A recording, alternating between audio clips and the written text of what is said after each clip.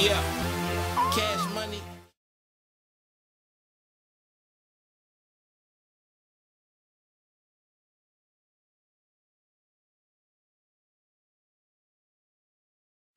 Do you support, as they do in Alaska, granting same-sex benefits to couples? Absolutely. Do I support granting same-sex benefits? Absolutely, positively. Look, in an Obama-Biden administration, there will be absolutely no distinction from a constitutional standpoint or a legal standpoint between a same-sex and a heterosexual couple. The fact of the matter is that under the Constitution, we should be granted, same-sex couples should be able to have visitation rights in the hospital, joint ownership of property, life insurance policies, etc. That's only fair. It's what the Constitution calls for. And so we do support making sure that committed couples in the same-sex marriage are guaranteed the same constitutional benefits as it relates to their property rights, their rights of visitation, their rights of insurance, their rights of ownership, as heterosexual couples do. Governor, would you support expanding that beyond Alaska to the rest of the nation? Well, not if it goes closer and closer towards redefining the traditional definition of marriage between one man and one woman. And unfortunately, that's sometimes where those steps lead. But I also want to clarify if there's any kind of suggestion at all from my answer that I would be anything but tolerant of adults in America choosing their partners, choosing relationships that they deem best for themselves. You know, I am tolerant, and I have a very diverse family and group of friends, and even within that group you would see some who may not agree with me on this issue, some very dear friends who don't agree with me on this issue.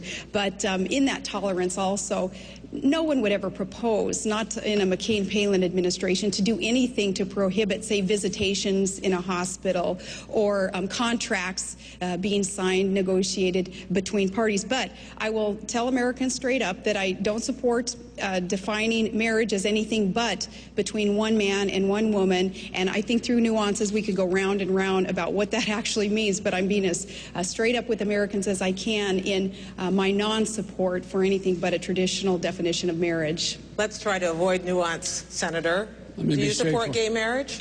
No. Barack Obama nor I support redefining from a civil side what constitutes marriage. We do not support that. That is basically a decision to be able to be left to the faith and people who practice their faith, the determination what you call it. The bottom line, though, is, and I'm glad to hear the governor, I take her at her word, obviously, that she thinks there should be no civil rights distinction, none whatsoever, between a committed gay couple and a committed heterosexual couple. If that's the case, we really don't have a difference. Is that what you said? Your question to him was whether he supported gay marriage, and my answer is the same as his, and it is that I do not.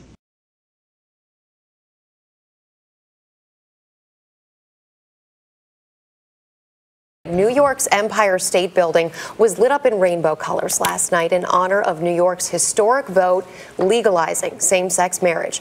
Governor Andrew Cuomo signed the bill after 4 Republicans joined all but 1 Democrat to pass the measure, and New York, where the gay rights movement was born, is now the 6th and by far the largest state to allow same-sex marriage. For more on that, CBS News correspondent Seth Doane joins us in our studio. Great to have you with us, Seth. Good morning. Good to be here. Good morning, Rebecca. As the legislative session dragged on this week, many questioned whether the bill would ever even make it to the Senate floor for a vote. The state's governor, Andrew Cuomo, who championed the bill, called it a complicated, difficult task. But in a marathon session, gay marriage in New York passed just after 10 o'clock last night.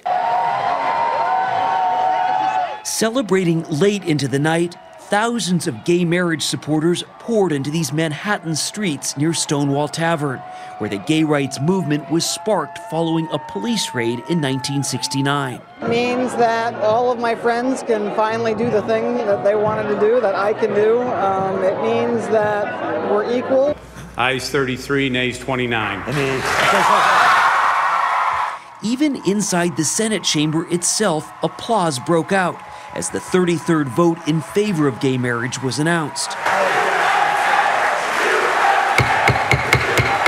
Republican State Senator Stephen Salond was one of the last to support the measure.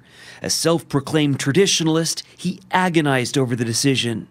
I have to define doing the right thing as treating all persons with equality, and that equality includes within the definition of marriage.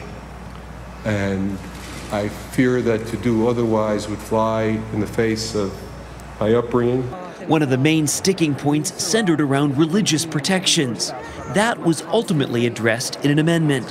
Whoever opposes the rights of gay and lesbian couples to marry, whatever religious institution, whether it's the Catholic Church, Orthodox Jews, anyone else, they are not required to marry any couple they do not want to marry.